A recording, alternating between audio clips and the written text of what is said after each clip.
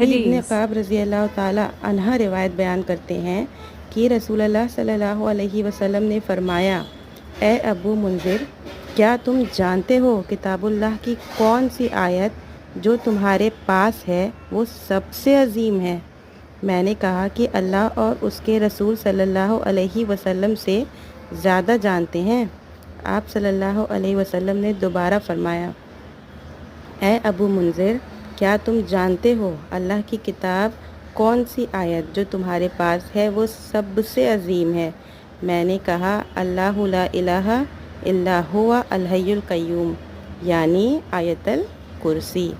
ابی ابن قعب رضی اللہ عنہ کہتے ہیں کہ آپ صلی اللہ علیہ وسلم نے میرے سینے پر ہاتھ مارا اور فرمایا، اللہ کی قسم ابو منذر، تمہیں یہ علم مبارک ہو۔